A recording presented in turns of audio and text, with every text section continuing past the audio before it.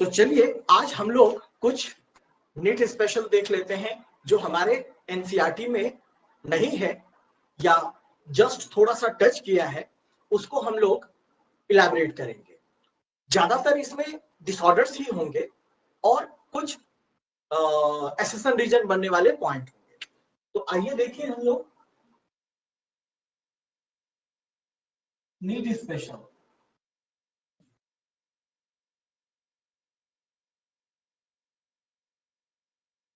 सबसे पहले देखते हैं कि जो लार्जेस्ट ब्लड वेसल है हमारे बॉडी का वो कौन है और स्मॉलेस्ट ब्लड वेसल वो कौन है।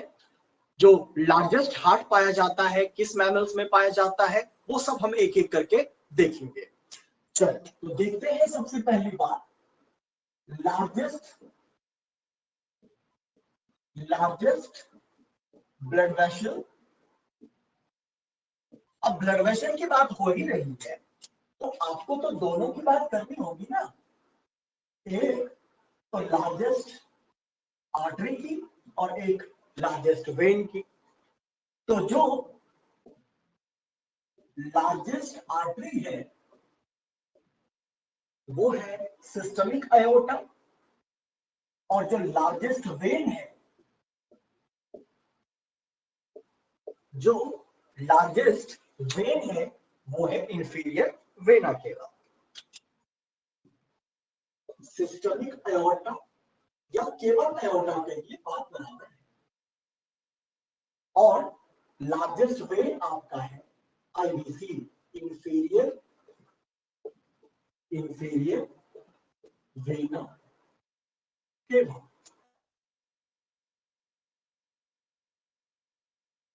Blood vessel. अब आते हैं हम smallest blood vessel.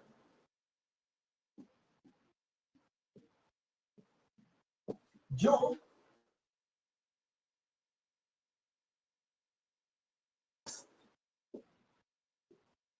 Blood capillaries जिनके हम कई स्ट्रक्चर्स देख चुके हैं। जब हम आर्टेरियोवेनस एनास्टोमोसिस देख रहे थे तब भी देखे थे।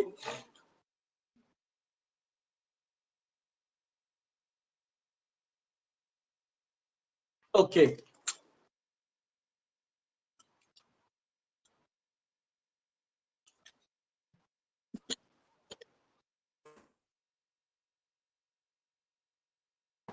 देखो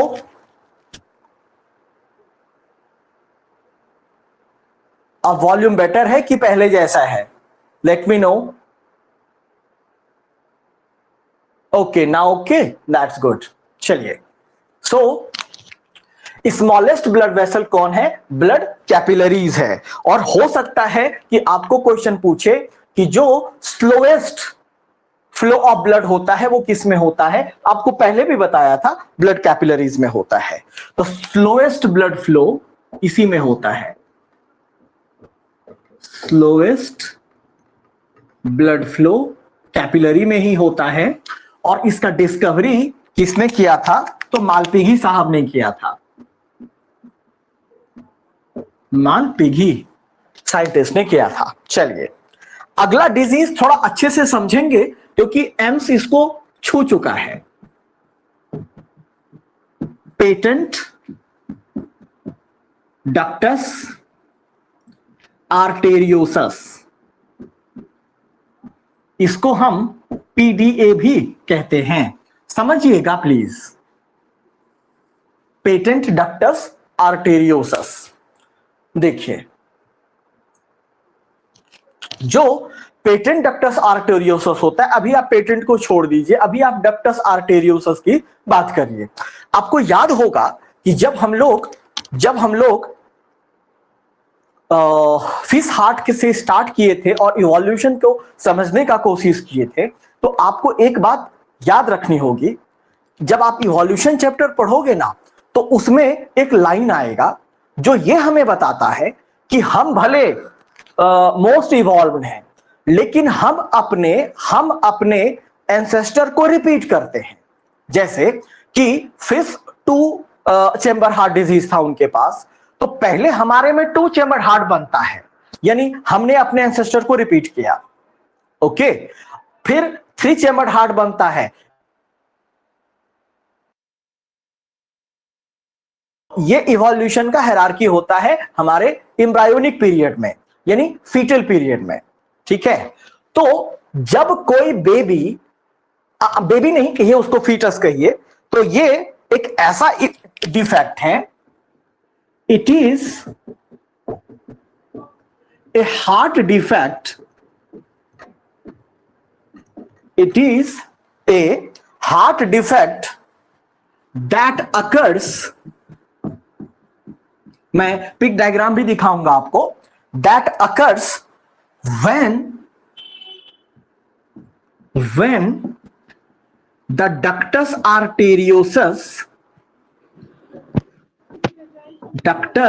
arteriosus में भी आपके दिमाग में एक क्वेश्चन आ जाए कि सर फीटल पीरियड में ये क्या काम कर रहा होगा। अभी मैं फीटस पीरियड की बात कर रहा हूं, पार्चुरेशन की बात नहीं कर रहा हूं।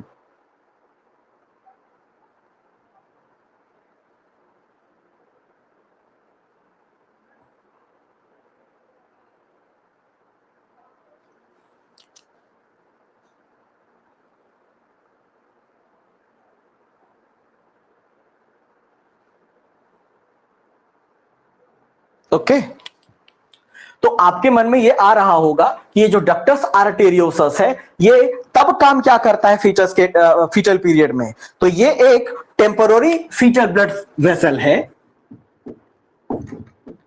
Temporary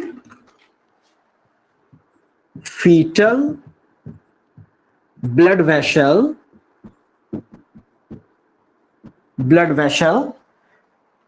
that connects the aorta, that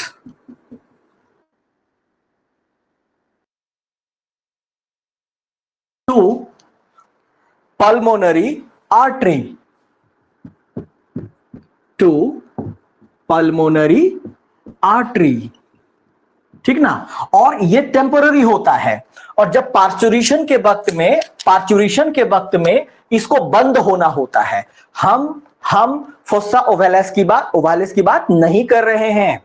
fossa ओवालिस तो इंटर ऑरिकुलर सेप्टम पे था ना, that is a different thing and this is a different thing. जो डक्टस आर्टेरियोसस होता है वो फीटल स्टेज के हार्ट में क्या करता है उस समय, कि यह एक ऐसा टेम्पोररी ब्लड वेसल होता है जो एओर्टा को पल्मोनरी आर्टरी से जोड़ता है, ठीक ना। इसको पार्चुरेशन के टाइम में क्लोज होना होता है, लेकिन अगर ये गलती से क्लोज नहीं होता है तो जो डिफेक्ट यानी डिजीज होता है, डिसऑर्डर होता है, उस डिसऑर्डर को पेटेंट डक्टस आर्टेरियोसस कहते हैं। Does not close at birth, तो इसी को बोलते हैं पेटेंट डक्टस आर्टेरियोसस। अगर ऐसा होगा तो क्या हो जाएगा, बहुत ज्यादा ब्लड फ्लो हो जाएगा हार्ट में और लंग्स में। इससे क्या होगा कि जो इन्फेंट होंगे उनके हार्ट इनलार्ज हो जाएंगे, यानी कार्डियोमिगली हो जाएगा। और क्या होगा, लंग्स में ज्यादा ब्लड फ्लो होगा तो बीपी इंक्रीज होगा, यानी पल्मोनरी हाइपरटेंशन होगा, है ना। तो ये सब रिस्क कॉम्प्लिकेशंस हैं इस डिजीज के। ओके, तो क्या क्या हो जाएगा, कार्डियोमिगली हो जाएगा यानी इनलार्जमेंट ऑफ हार्ट होगा, पल्मोनरी हाइपरटेंशन होगा क्योंकि लंग्स में बहुत ज्यादा ब्लड फ्लो होगा जरूरत से ज्यादा, तो बीपी इंक्रीज करेगा, और बीपी अगर इंक्रीज करेगा तो हाइपरटेंशन तो होगा ना। मेडिकल कॉलेज में आप हाइपरटेंशन को HTN लिखोगे, तो थोड़ी थोड़ी सी फीलिंग में यहीं देता हूं आपको। आइए समझने का कोशिश करते हैं पेटेंट डक्टस आर्टेरियोसस को। आइए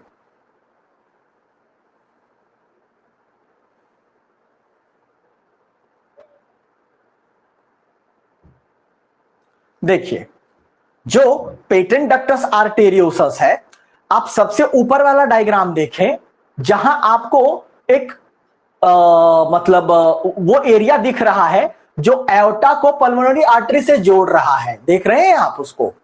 हाँ, उसको at the time of parturition close होना होता है, और जब क्लोज हो जाता है तो नीचे देखिए जहां क्लोज हुआ है ना, याद है आपको पल्मोनरी एओर्टा और पल्मोनरी आर्टरी को कौन सा लिगामेंट जोड़ रहा था? आपको याद ही होगा, लिगामेंटम आर्टेरियोसम या आर्टेरियोसस। तो वो बन जाता है क्लोज होने के बाद, ठीक ना। यानी जब ये डक्टस आर्टेरियोसस क्लोज होते हैं तो वो किसमें कन्वर्ट हो जाता है? लिगामेंटम आर्टेरियोसम में। यही है वो रेमिनेंट डक्टस आर्टेरियोसस का बचा हुआ छूटा हुआ स्कार जिसको बोलते हो आप। तो इसी को क्लोज होना होता है, बट अनफॉर्चुनेटली, हालांकि बहुत रीजंस हैं इसके, अगर ये क्लोज नहीं होता है तो फिर ये डिजीज पेटेंट डक्टस आर्टेरियोसस हो जाता है। क्या इसका कोई ट्रीटमेंट है? ऑफ कोर्स है, ऑफ कोर्स ट्रीटमेंट है, और एक ही ट्रीटमेंट है, वो है surgical procedure. So that baby must need to go through a surgical correction.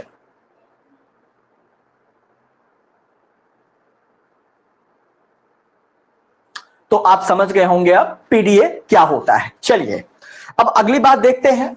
अगला जो है इन दोनों से ज्यादा इंपॉर्टेंट है, इसीलिए पहले आप इसको नोट कर लीजिए, फिर उसको मैं बहुत अच्छे से समझाऊंगा। क्योंकि आप यकीन मानिए मेरा, अभी तक 6 बार क्वेश्चन आ चुका है एपीएमटी में, जो मैं अगली बात बताने वाला हूं। और वो क्या है? वो है वेरिकोज वेन्स, या मेडिकल कॉलेज में इसी डिजीज को आपको पढ़ाया जाएगा, डीवीटी, डीप वीनस थ्रोम्बोसिस। तो अभी देखते हैं उसके बारे में। आप प्लीज इसको पहले नोट कर लीजिए।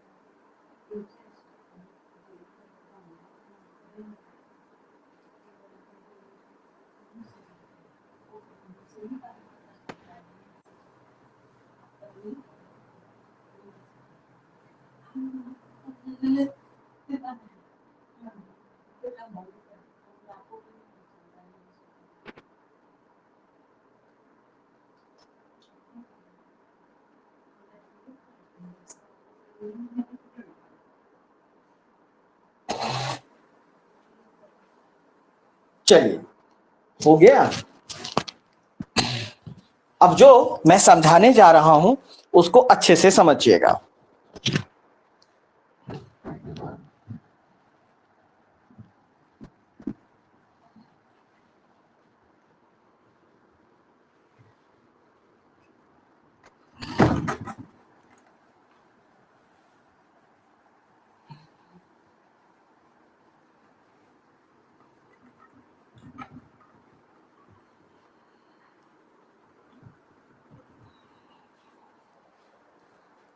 चलिए, ये है वेरिकोज वेन्स।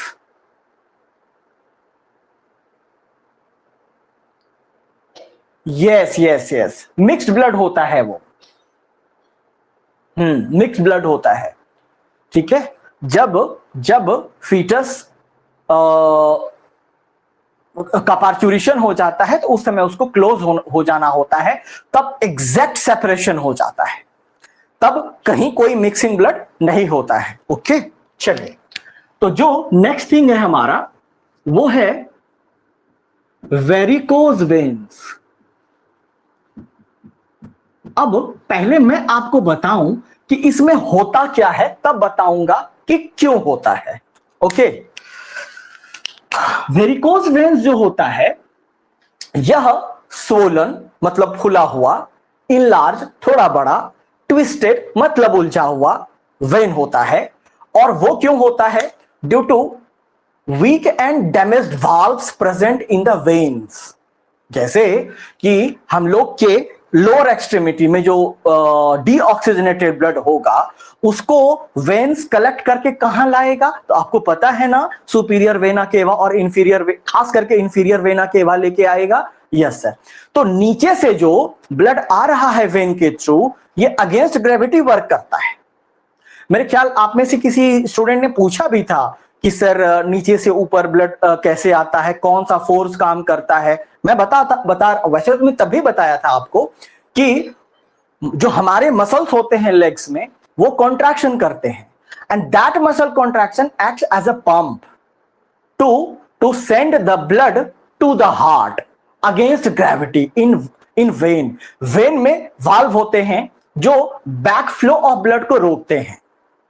लेकिन हमारे लोअर एक्सट्रीमिटी में, अब आप पूछोगे सर लोअर एक्सट्रीमिटी में ही ज्यादा क्यों होता है वेरिकोस वेन्स? इसलिए कि हमारे पूरे बॉडी का प्रेशर कहां पड़ता है? लोअर एक्सट्रीमिटी पे। और ये होता क्यों है, आते हैं उस पे अभी। तो वेरिकोस वेन्स जो है ये होता है due to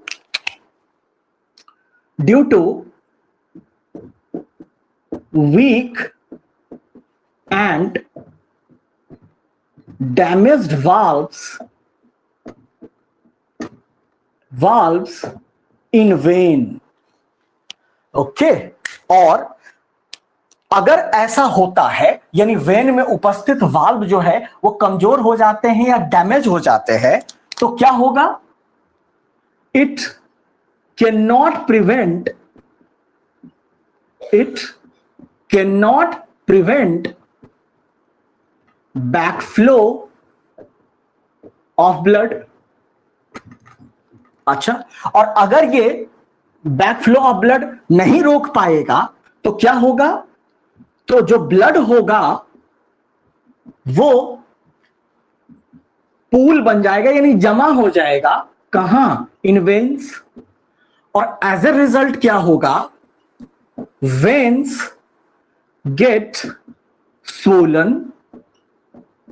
swollen, enlarged, twisted हो जाता है, और इसी को बोलते हैं वेरिकोज्ड वेन। और जब अगर ये वेरिकोज वेन हो जाता है तो जो कॉम्प्लिकेशंस होते हैं वो होता है पेनफुल अल्सर्स हो जाते हैं उस एरिया में, पेनफुल अल्सर्स हो जाता है, स्वेलिंग हो सकता है जी, उसके बाद रेडनेस हो सकता है। तो ये सब जो सिम्टम्स आ गए ना, अब इस डिजीज को कुल मिला के हम कह देते हैं डीप वीनस थ्रोम्बोसिस। ये यहां नहीं पढ़ोगे आप, मेडिकल कॉलेज में पढ़ोगे, इसको डीवीटी बोला जाता है। ओके, तो अब मैं आपको बताऊं कि आखिर कैसे ब्लड ऊपर चढ़ता है ना। तो टू रिटर्न, हमारा जो डीऑक्सीजनेटेड ब्लड है इसको कहां रिटर्न होना है? Blood to return to the heart. हाँ सर, आएगा इंफीरियर वेना केवा के थ्रू, है ना, टू द हार्ट। तो ये कैसे काम करेगा ये? They must work against gravity, क्योंकि इसको ऊपर से नीचे नहीं, नीचे से ऊपर आना है, लोअर बॉडी से ऊपर आना है। तो कौन वर्क करता है इनको? तो मैं अभी बताया आपको कि मसल कॉन्ट्रैक्शन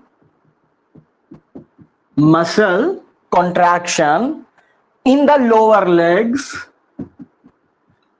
लोअर लेग्स कहिए या लोअर एक्सट्रीमिटी कहिए, muscle contraction in the lower legs act as pump.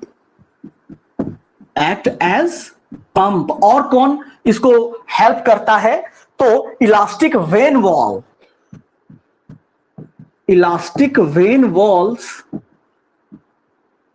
Walls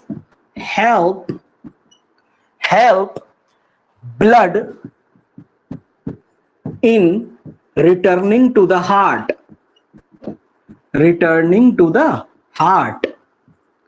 but आप कह रहे हो कि इस डिजीज में जो वेन में वाल्व है वो डैमेज हो जाता है, तो जब ये रिटर्न होने की कोशिश करेगा और वाल्व अगर प्रॉपर वर्क नहीं कर रहा है तो वापस ब्लड पीछे यानी नीचे आ जाएगा और ब्लड जमा हो जाएगा वहां पे ना, ब्लड कलेक्ट हो जाएगा। और जब कलेक्ट हो जाएगा तो क्या होगा पता ही है आपको, इसको दो रूप में हम बोलते हैं। अगर स्मॉल वेरिकोस है तो उसको बोलते हैं स्पाइडर वेन। उसको क्या बोलते हैं? स्पाइडर वेन बोलते हैं। ये सब नहीं पूछा गया है, हां अभी तक यही केवल पूछा गया है, ठीक ना, यही केवल पूछा गया है। आओ मैं पहले आपको दिखा देता हूं कि वेरिकोज वेन्स दिखता कैसा है। मैं फिर बार बार आपको रिट्रेट कर रहा हूं कि इसको नहीं भूलना है, कॉन्सेप्ट को समझना है वेरिकोज वेन्स से। एक क्वेश्चन जरूर चिपकाएगा आपको इससे, ठीक है। आइए देखें।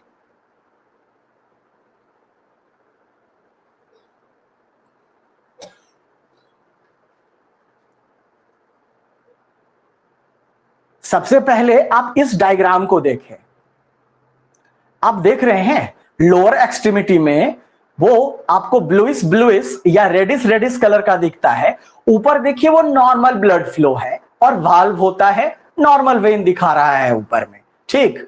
लेकिन नीचे वाले डायग्राम में क्या हो रहा है कि वो वाल्व वीक हो चुका है, डैमेज हो चुका है, तो फिर वो रिटर्न हो जा रहा है ब्लड और वाल्व डैमेज हो चुका है। तो आप देखिए ना कैसे वेन ट्विस्ट हो चुका है, ट्विस्ट हो चुका है। इसको बोलते हैं वेरिकोज वेन्स। और वेरिकोज वेन्स के ठीक नीचे जो आप पतला पतला देख रहे हो उसको बोलते हैं स्पाइडर वेन्स। ओके, अच्छा अब एक डायग्राम मैं आपको और दिखाता हूं, प्लीज वेट।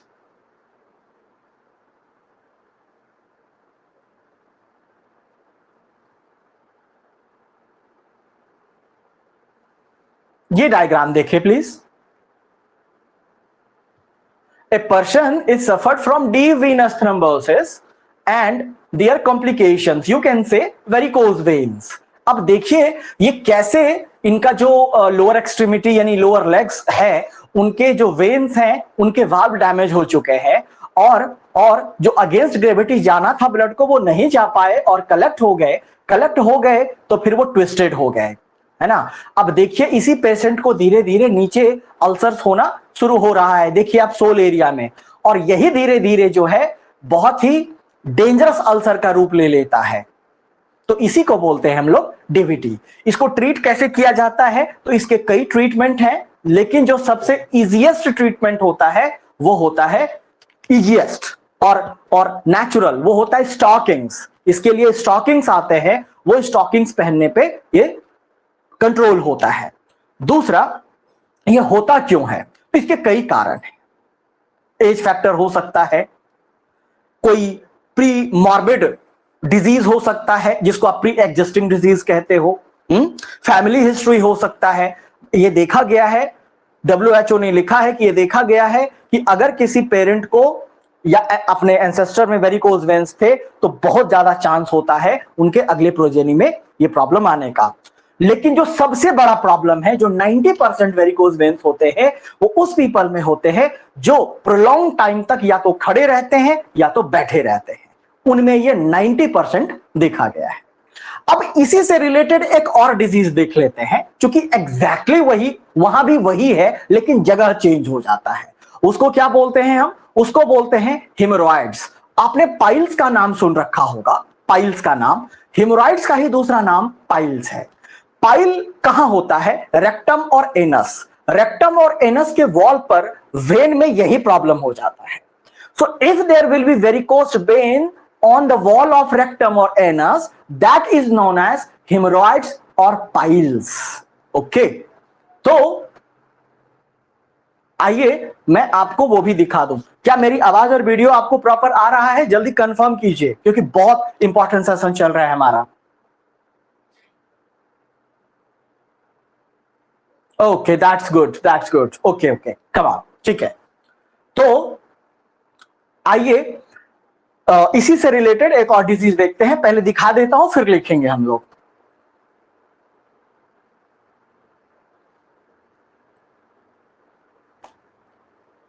देखिए, ये आपको जो अभी दिख रहा है ओपनिंग, आपको ये एनस का ओपनिंग है, यानी जहां से फीकल मटेरियल जो है एग्जिट होते हैं। रेक्टल वॉल पे या एनल वॉल पे जो वेन होता है वो वेरिकोज हो जाता है, और वो वेरिकोज हो करके इनलार्ज और ट्विस्टेड हो जाते। हाँ सर, और वही जब ट्विस्ट हो जाते तो ऐसा दिखता है। और फिर जब इसी एरिया से जब फीकल मटेरियल, जब मान लो कॉन्स्टिपेशन हो जाता है, तो जो स्टूल होता है वो सॉलिड होता है, और सॉलिड स्टूल इसको रगड़ते हुए, फ्रिक्शन करते हुए निकल जाता है, and it results into heavy bleeding through anal wall और रेक्टम। इसी को बोलते हैं पाइल्स, या इसी को बोलते हैं हेमोरॉइड्स। ठीक ना? तो अब हेमोरॉइड समझ गए होंगे या पाइल्स समझ गए होंगे। आइए अब हम लोग इसको लिख लेते हैं। Come on. तो अगला जो डिसऑर्डर इसी से रिलेटेड है हमारा, वो है हेमोरॉइड्स, या इसी को हम बोलते हैं पाइल्स। इसी को क्या बोलते हैं? पाइल्स। और ये क्या है? तो it is swollen, enlarged, twisted, varicose veins कहां? On the wall of anus and rectum। तब आप फिर पूछेंगे सर इसका काउज क्या है? तो मैं फिर कहूंगा there is a huge list of risk factors, but the main factor is due to pressure. Pressure कैसे? दो समय में प्रेशर इस पे पड़ता है। पहला, प्रेगनेंसी, जब नॉर्मल डिलीवरी होता है तो आपको पता है कि पेल्विक कैविटी में बहुत प्रेशर पड़ता है, और उस समय चूंकि जो वुमेन है, लेडी है, वो पुश करती हैं अपने बेबी को एक्सपेल आउट करने के लिए, तो उस समय प्रेशर बहुत ज्यादा रेक्टल वॉल पे भी पड़ता है। तो उस समय ये होने का डर होता है। और दूसरा कि वो पर्सन जो बार बार कॉन्स्टिपेशन से दो चार करते हैं, तो वहां भी प्रेशर पड़ता है। तो this causes due to pressure. ये नहीं पूछा जाएगा आपको, बस हाँ आप समझ गए ये है क्या, आपको अभी यही समझना है। ओके, चलिए।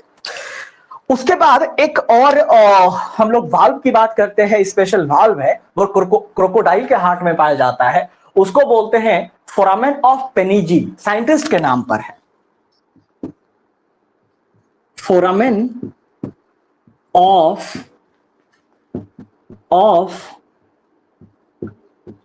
पेनिजा बोलो, पिज्जा मत बोल देना, या पेनिजी बोलो, एक ही बात है। ठीक है, पेनिजा बोलो या पेनिजी बोलो, ये साइंटिस्ट का नाम है। ओके, तो और ये कहां पाया जाता है? ये पाया जाता है in the heart of crocodile and lizards. करता क्या है ये? पहले देखते हैं ये है क्या। It is a valve which is found between aorta या aortic trunk to divert blood,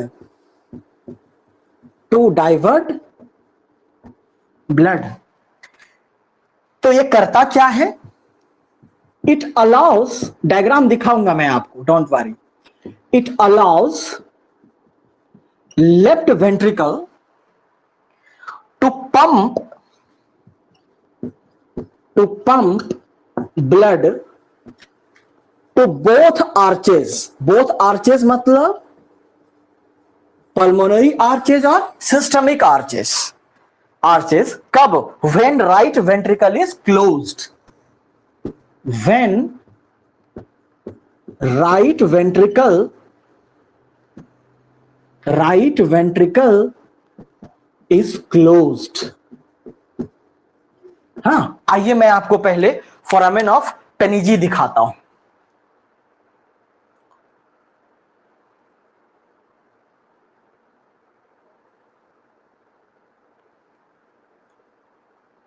आइए देखिए, इस डायग्राम में आप क्रोकोडाइलियन हार्ट है, नॉर्मल स्टेट वाला। देखिए तो देखिए, इधर राइट वेंट्रिकल राइट ऑरिकल है ब्लू में, इधर लेफ्ट वेंट्रिकल लेफ्ट ऑरिकल है। आप देखिए जो ऊपर में रेड वाला पोर्शन आपको दिख रहा है, टू फोरलिम और हेड, उस दोनों आर्च में के बीच में एक वाल्व होता है जिसको वाल्व ऑफ पेनिजी या पेनाइजा या फोरामेन ऑफ पेनिजा बोला जाता है। तो ये फोरामेन ऑफ पेनिजा क्या करता है, ये अलाउ करता है लेफ्ट वेंट्रिकल को कि तुम ब्लड पंप करो दोनों आर्च में। कब? जब राइट वेंट्रिकल क्लोज हो, जब राइट वेंट्रिकल क्लोज हो। ओके, तो आपको बस केवल याद रखना है कि फोरामेन ऑफ पेनिजा किस एनिमल में पाया जाता है और ये वर्क क्या करता है। दैट्स इट, इससे ज्यादा आपको कुछ याद नहीं रखना है। ओके, चलिए अब आप इसको नोट कर लें। अच्छा वेट, मैं थोड़ा और इसको एडजस्ट करता हूं तब आपको अच्छे से दिख जाएगा। आई थिंक अब अच्छे से दिख रहा होगा। अब आप इसको नोट कर लें, फिर आगे चलते हैं। 2-3 छोटी छोटी चीजें और है, फिर जल्दी कर लेते हैं।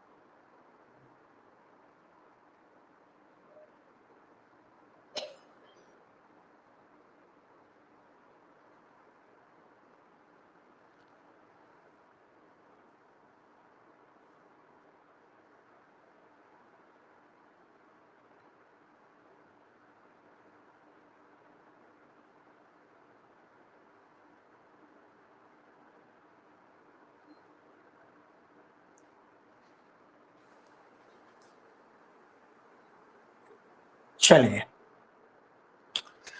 अब 2-3 छोटी छोटी बातें और देख लेते हैं, फिर क्वेश्चंस लेंगे आपका।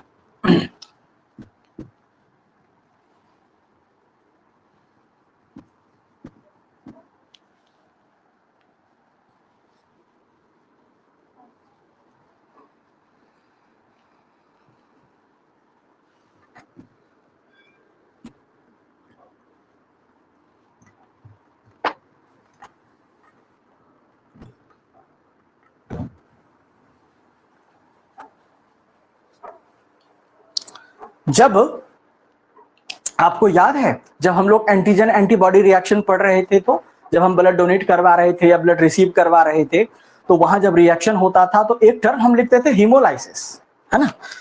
तो उससे पहले एक और टर्म देखते हैं हीमेटोमा, तब देखते हैं haemolysis.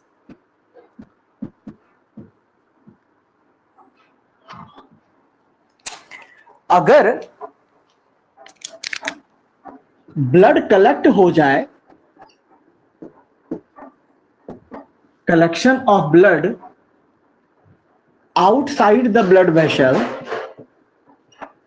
outside the blood vessel or in intercellular space, तो उस डिफेक्ट को या डिसऑर्डर को हेमेटोमा कहते हैं। दूसरा टर्म है हमारा हीमोलाइसिस। हीमोलाइसिस, हीमोलाइसिस किसको बोलते हैं हम? Destruction of RBC. अब मान लीजिए जब आरबीसी अपना लाइफ स्पेन कंप्लीट कर लिया तो डिस्ट्रक्शन तो होगा ना, उनके अंदर का लाइसोसोम तो रप्चर होंगे ना। Yes sir. तो हीमोग्लोबिन है ना आरबीसी के अंदर, यस सर। वो कहां जाएगा? प्लाज्मा में जाएगा, और प्लाज्मा में जाएगा तो फिर वो फिर हीमोग्लोबिन टूटेंगे, बिलिरुबिन में आपको याद ही होगा बताया था। फिर बिलिरुबिन बनेगा तो हमारे आई के नीचे स्क्लेरा और स्किन के नीचे जमा होगा, और बिलिरुबिन कौन सा कलर प्रोवाइड करता है? येलो। तो उसी डिजीज को हम क्या बोलते हैं? जॉन्डिस, है ना। तो हीमोलाइसिस किसको बोलते हैं? डिस्ट्रक्शन ऑफ आरबीसी जब होता है और रिलीज ऑफ हीमोग्लोबिन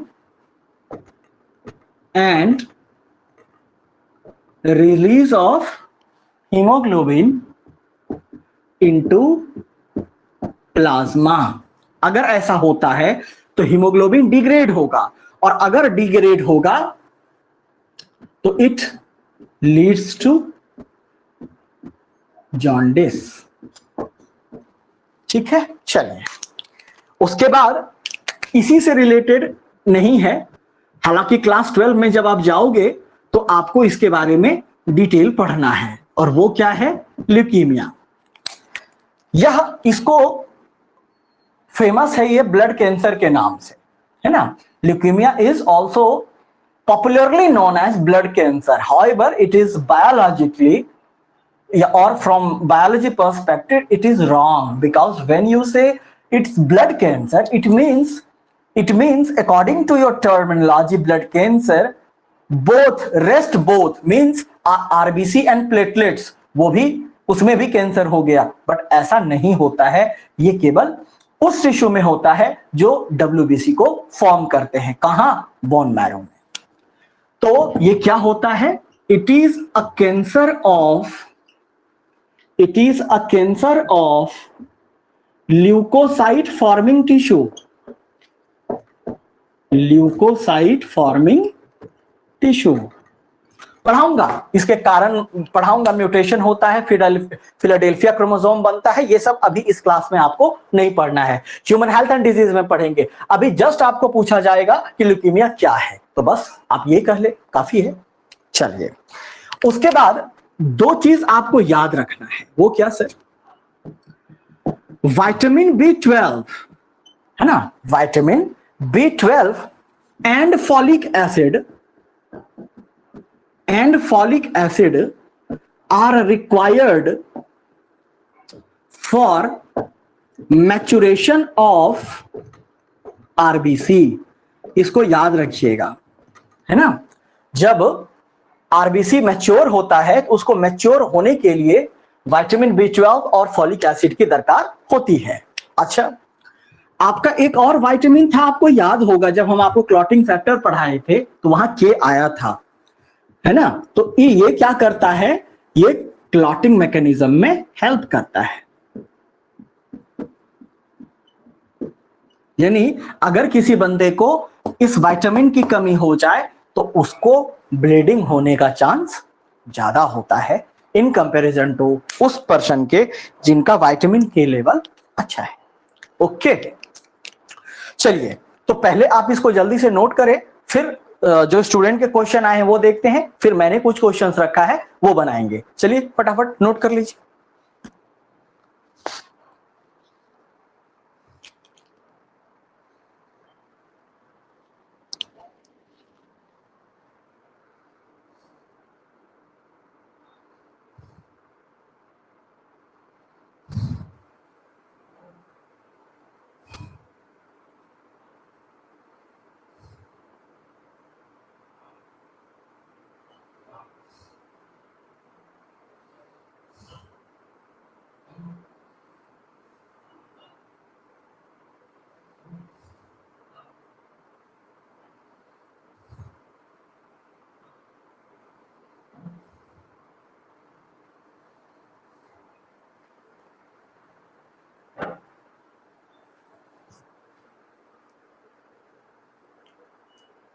चलिए अब मैं कुछ क्वेश्चंस ले लूं। कुछ बच्चों ने क्वेश्चन भेजा है मेरे व्हाट्सएप पे, मैं उसको ले लूं पहले, फिर मैं अपना क्वेश्चन करते हैं हम लोग मिल करके। ओके, आइए। क्वेश्चन है पहला कि the blue baby syndrome results from. तो आपको याद होगा जब हमने ब्लू बेबी सिंड्रोम डिस्कस किया था तो तब मैं आपको बोला था एक बात, शायद आप याद नहीं रखे तो मैं दोबारा बताना पड़ेगा मुझे, बट कोई बात नहीं, सब क्षम्य है, बचपन में सब क्षम्य होता है। ब्लू बेबी सिंड्रोम, इसके दो कारण हो सकते हैं। पहला जो कारण हमें यहां नहीं पढ़ना है वो है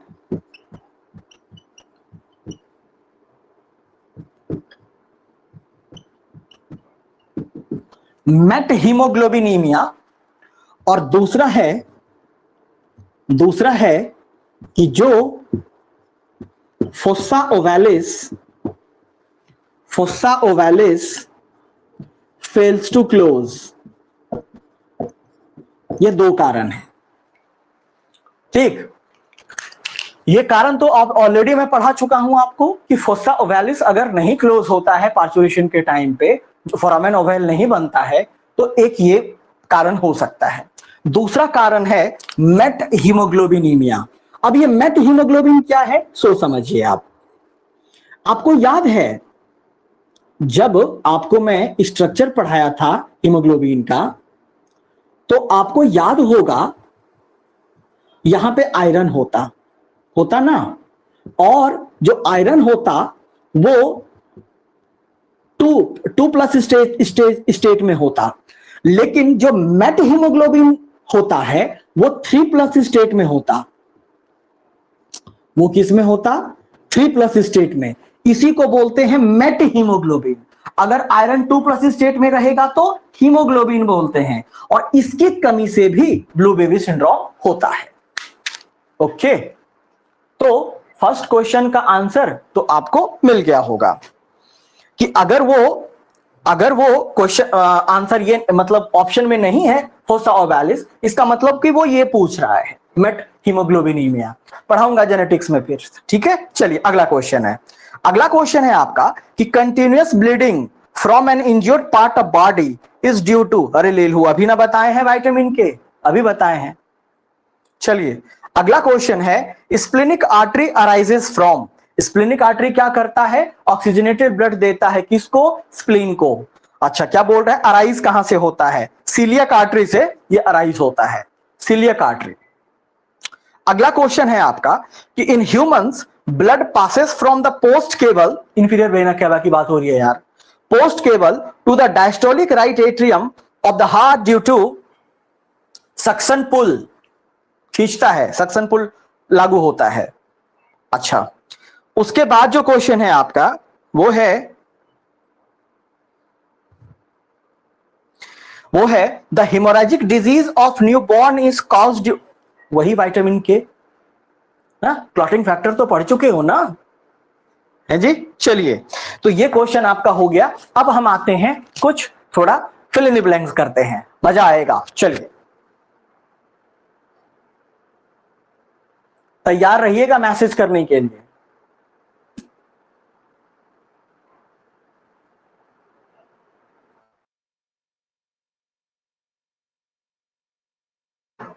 चलिए, तो आपके स्क्रीन पर फिल इन द ब्लैंक्स दिख रहा होगा। ऊपर वाला सेंटेंस छोड़ दीजिए, complete the missing word in the statements given below. बताते जाइएगा, मैसेज करते जाइएगा। A number, plasma without dot factor is called serum.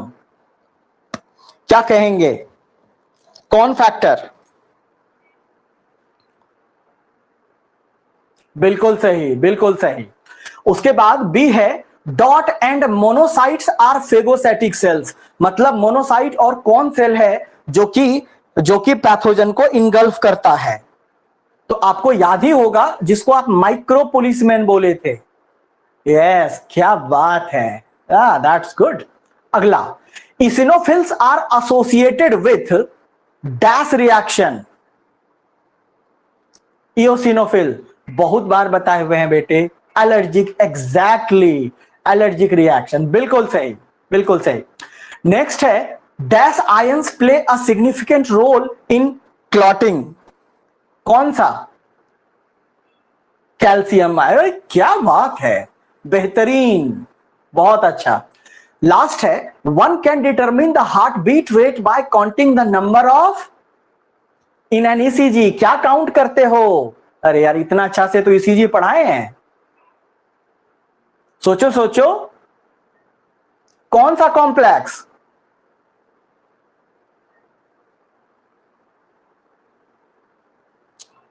आप जो है हार्ट बीट रेट को कैसे ईसीजी में क्या काउंट करोगे आप? QRS complex. तब तो इतना देर क्यों?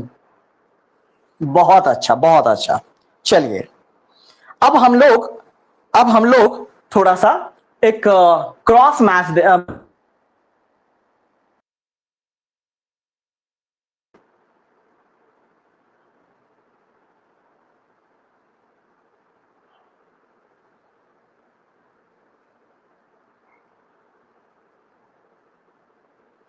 चलिए आप हमको केवल बताते रहिएगा, ठीक ना। देखिए कॉलम 1 में और कॉलम 2 में कुछ टर्म्स हैं, इसको आप मैच करने का कोशिश करिए। जो ऐसे नोड है उसको आप कॉलम 2 में किससे मैच करना पसंद करेंगे, किससे मिलता जुलता है।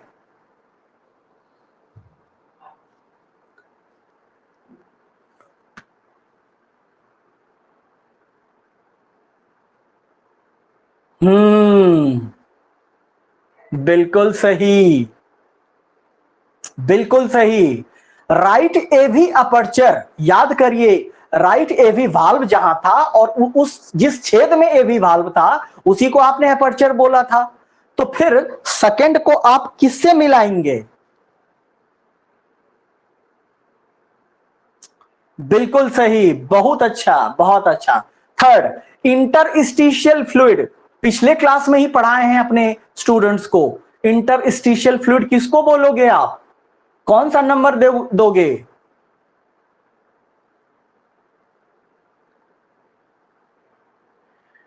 ओके। हम्म जो आपका थर्ड है, जो आपका थर्ड है इंटरस्टिशियल फ्लूइड, अरे यार इंटरसेलुलर स्पेस में होता है ना, इतना तो पता ही है आपको।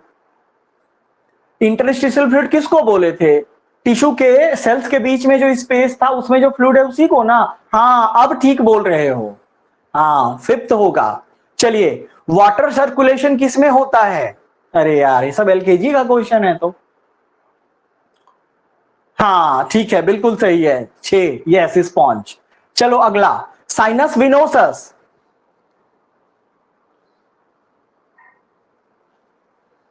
साइनस विनोसस इनमें से क्या है। अरे वाह, शुक्र है, शुक्र है, नहीं तब तो मैं बोलता गई भैंस पानी में। चलो आ जाओ, सिंगल टाइप ऑफ सर्कुलेशन या सिंगल सर्किट सर्कुलेशन। अब तो जो बचा है तुम उसी में ठोकोगे, मैं जानता हूं। हाँ हाँ बिल्कुल बिल्कुल बिल्कुल, बहुत अच्छा, सही बात, बहुत अच्छा किए हो। सिंगल सर्किट सर्कुलेशन फिसेस में होगा। चलिए, बहुत अच्छा बना है। चलिए एक और मैचिंग कॉलम है बेटे, वो भी देखते हैं।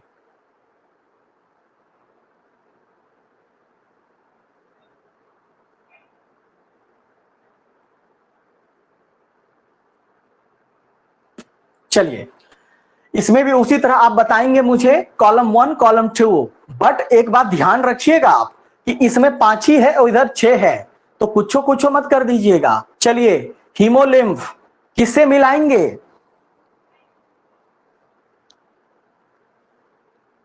जो स्ट्रक्चरल ऑर्गेनाइजेशन पढ़ रहे हैं वो तो तुरंत मिला देंगे, हाँ बिल्कुल सही, बहुत अच्छा, सही किए हो। चलिए दूसरा, आरबीसी, ये तो मार देगा सब, तुरंत मार देगा सब, है जी। आरबीसी, ई, हाँ हाँ बिल्कुल सही। हमने क्या एक लिस्ट में सबका है ई, अरे वाह। थर्ड, एंटीबॉडी, ये तो जो अभी अभी इन्फेंट है, टॉडलर है, वो भी बता देगा। चलो, प्लेटलेट्स, ये भी बता दोगे आराम से। सिस्टोल,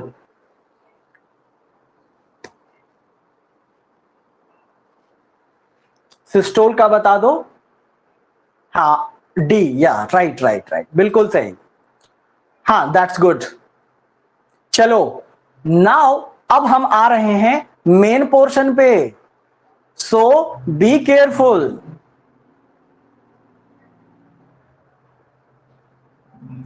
अब हम आ रहे हैं एआर विंडो पे, ठीक। तो are you ready to go with AR.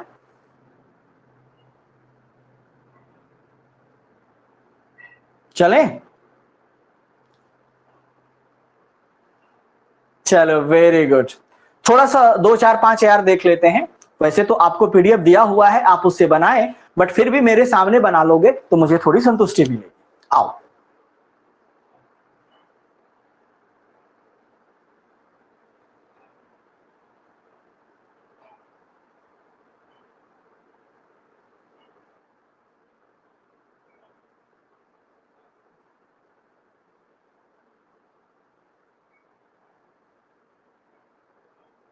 चलिए आप हमें बताते जाइएगा और मैं आपको अप्रूव करते रहूंगा कि आपका आंसर सही है या नहीं है।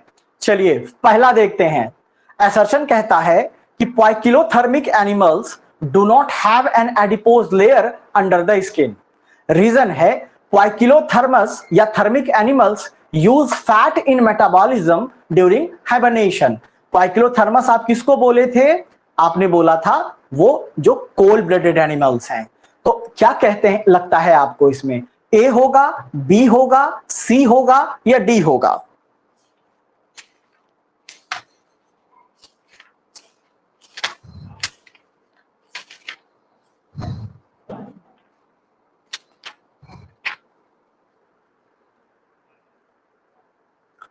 क्या बात है, वाओ बहुत अच्छा। नहीं, बी होगा, बी आंसर बिल्कुल सही है। बी अपने जगह दोनों सही है, लेकिन जो रीजन है वो असर्शन को जस्टिफाई नहीं कर रहा है बेटे। चलिए सेकंड पे आते हैं। Lymphocytes arise from the stem cells present in the bone marrow. क्या कह रहा है कि लिम्फोसाइट वो बनाता है स्टेम सेल जो कि बोन मैरो में होता है and occur in the blood, lymph and connective tissue. ठीक ना? और रीजन कहता है कि lymphocytes migrate to bursal lymphoid tissue. आपको याद है मैं आपको बताया था कि जो लिम्फोसाइट है उसको दो भाग में हम बांटते हैं, एक बी लिम्फोसाइट, एक टी लिम्फोसाइट। तो जो बी लिम्फोसाइट बना है नाम एक्चुअल में वो बर्ड में बर्सा ऑफ फेब्रिकस होता है, इसीलिए बर्सल यहां बोला गया। आपको पढ़ाऊंगा क्लास 12 में। और दूसरा रीजन है कि ये बोन मैरो में बनता है, इसीलिए बी उसका बी है। लेकिन एक्चुअली में इसका खोज बर्सा ऑफ फैब्रिकस जो कि बर्ड के एलिमेंट्री कैनाल में होता है वहां होता है बर्ड में। ठीक ना? तो lymphocytes migrate to bursal lymphoid tissue और to thymus and differentiate into B और टी सेल्स। तो इस सेकेंड नंबर का आंसर आपके हिसाब से क्या होना चाहिए?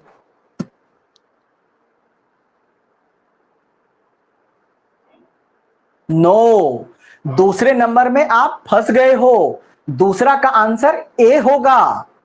भैया बर्ड की बात कर रहा है, ये बर्सल लिम्फोइड टिश्यू, ह्यूमन की बात नहीं कर रहा है, क्योंकि ह्यूमन में बर्सा नहीं होता है, वो बर्ड में होता है। तो ये रीजन बिल्कुल ही असर्शन को जस्टिफाई कर रहा है। हाँ चलिए थर्ड पे। थर्ड बोलिए। The SA node act as pacemaker. Reason: the AC node is located in the wall of right atrium near the interatrial septum. Please take your time and let me know the answer. Third का।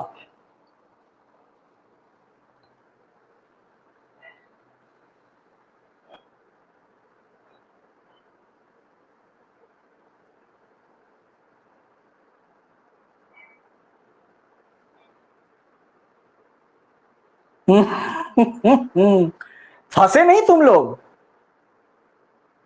हाँ तुम लोग फंसे नहीं? हाँ फंसे हो, एक दो तो फंसे हो। ए भाई ए कैसे तुम कह सकते हो? इंटर एट्रियल सेप्टम के पास होता है क्या ऐसे नोड? याद करो तो जरा। इंटर एट्रियल सेप्टम बोलो या इंटर ऑरिक,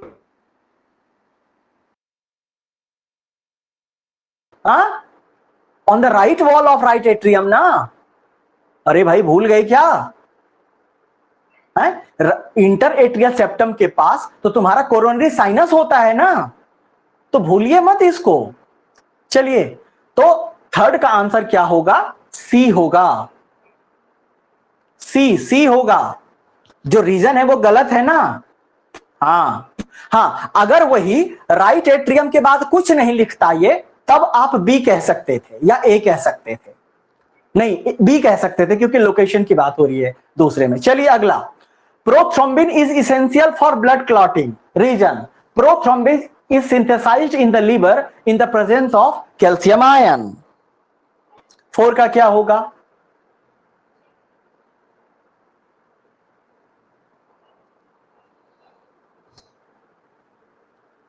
फोर का बताओ।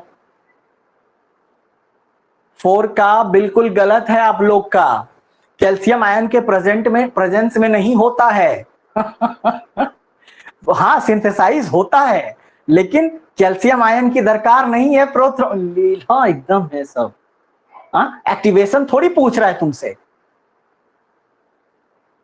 हाँ, तो इसीलिए prothrombin is essential for blood clotting. तो ब्लड क्लॉटिंग के लिए प्रोथ्रोम्बिन इसेंशियल है, माना, लेकिन प्रोथ्रोम्बिन के सिंथेसिस के लिए कैल्शियम आयन की दरकार नहीं होती है मेरे बच्चों। चलो 5वां नंबर आओ। Peyer's patches represent an endocrine tissue. Reason, Peyer's patches are located on the epithelium of colon. बताओ 5 का।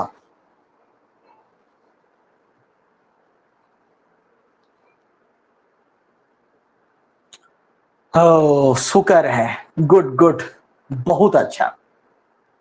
चलो कुछ तो दिमाग लगाया। इस बार आपका निशाना ठीक लगा है, बिल्कुल सही। पेयर्स पैच लिम्फोइड टिश्यू है, इंडोक्राइन टिश्यू नहीं है जो कि वो हार्मोन सिक्रीट करेगा। और Peyer's patches are located on the epithelium of colon. कब से भैया? ये तो आपके स्मॉल इंटेस्टाइन में होता है ना। चलिए 6, biconcave form of human RBCs is advantageous in gas exchange. Reason, a biconcave disc has 20 to 30% more surface area than a sphere. 6 का आंसर बोलो। ये तो लगा दोगे तुम लोग। हाँ बिल्कुल सही, यस। हाँ, गुड गुड गुड गुड, बहुत अच्छा। Yeah all of you did very well. चलिए अगला, चलिए चलते हैं। 7, lymph capillaries are free and blind at one end. पिछले क्लास में ही पढ़ाए हैं। Lymph does not flow in a circular manner. 7 का आंसर बताओ। 7 का।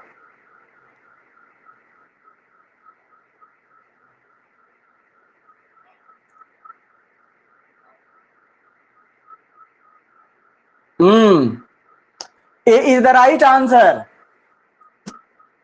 या A is the right answer, बहुत अच्छा। चलिए 8 में चलते हैं। Veins have valves which open away from the heart and reason, veins distribute blood to the various parts of the body. ले ले ले ले, भैंसिया गई पानी में। चलो चलो 8 का आंसर बताओ।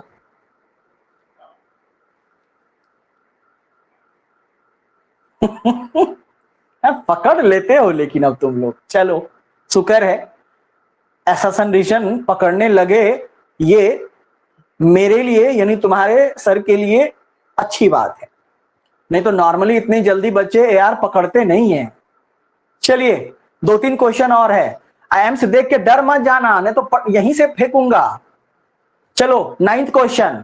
For a recipient to receive blood from a donor, the recipient's plasma must not have an antibody cause the donor cells to agglutinate.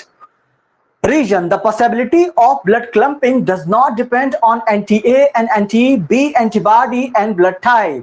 चलिए 9 का आंसर बताइए।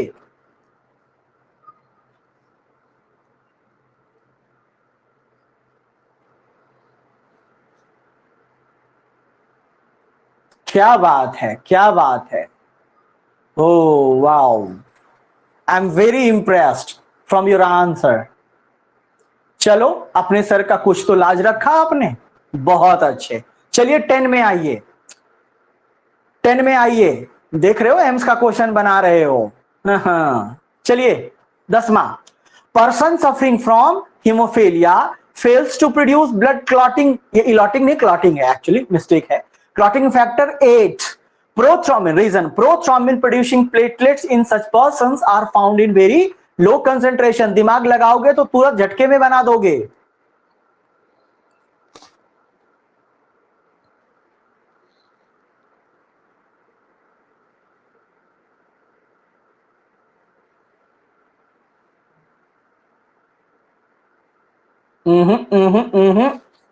No, B will be the right answer. B, हाँ B. क्योंकि जो आपको याद है ना हीमोफीलिया डिजीज के बारे में पढ़ाए थे कि इसमें क्लॉटिंग फैक्टर 8 के डेफिशिएंट नहीं बन पाता है ना, और उस पर्सन में प्रोथ्रोम्बिन जो है वो वाकई लो होता है, लेकिन ये जस्टिफाई नहीं कर रहा है रीजन। हाँ सही अपने जगह दोनों ही है। चलिए लास्ट क्वेश्चन बना दीजिए। Smaller the organism higher is the rate of metabolism per gram weight. Reason, the heart rate of 6 months old baby is much higher than that of an old person. कितने अच्छे से लिखाए थे ये point आपको. तो 11 का आंसर बताइए.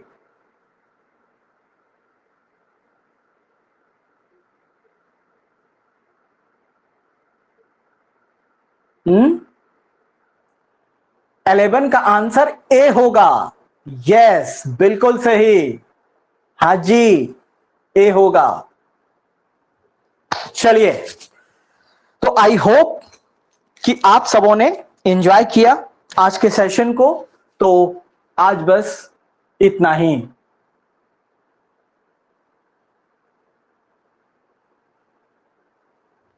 ओके, तो जो मुझे लगा इंपॉर्टेंट वो हमने आपसे डिस्कस कर लिया. From tomorrow we will be beginning with starting with a new chapter, excretory system.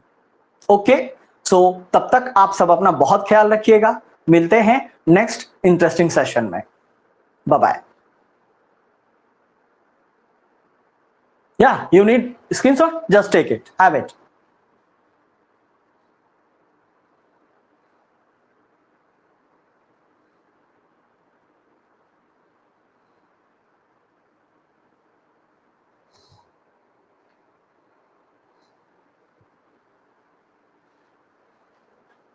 Bye bye. Good night.